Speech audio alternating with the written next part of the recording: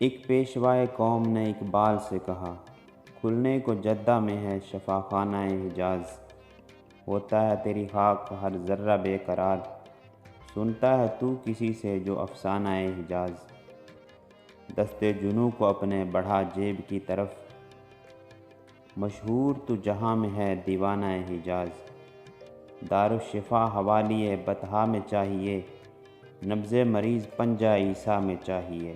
میں نے کہا موت کے پردے میں ہے حیات، پوشیدہ جس طرح ہو حقیقت مجاز میں، تلخابہ اجل میں جو عاشق کو مل گیا، پایا نہ خضر نے مے عمر دراز میں۔ اوروں کو دی حضور یہ پیغام زندگی، میں موت ڈھونڈتا ہوں زمین حجاز میں۔ آئے ہیں آپ لے کے شفا کا پیام کیا، رکھتے ہیں اہل درد مسیحا سے کام کیا۔ نظم شفا خانہ حجاز لکھنے کے بارے میں حکیم یوسف حسن مدیر نیرنگ خیال نے یہ قصہ بیان کیا کہ میں علامہ اقبال کی خدمت میں مہینے میں 1-2 بار ضرور حاضری دیا کرتا تھا۔ میں ایک دن علامہ کی خدمت میں حاضر تھا کہ مولانا ظفر علی خان بے حد گھبرائے ہوئے آئے۔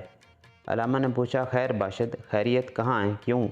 انہوں نے کہا، گورنمنٹ نے ایک سرکولر بھیجا ہے کہ ہم اپنی طرف سے 5 لاکھ روپے دیں گے اور 5 لاکھ روپے مسلمان اکٹھا کریں تاکہ حجاز میں ہسپتال بنوایا جائے، کیونکہ حج کے موقع پر مسلمانوں کو بڑی تکلیف ہوتی ہے۔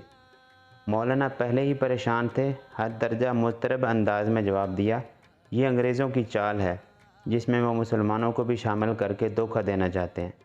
انگریز جہاں ہسپتال یا رفاہی ادارہ بنواتے ہیں وہاں پہلے اس طرح کی حرکتیں کرتے ہیں، پھر اپنا اثر و رسوخ استعمال کر کے قبضہ کر لیتے ہیں، اس لیے حجاز بھی مسلمانوں کے ہاتھ سے نکل جائے گا۔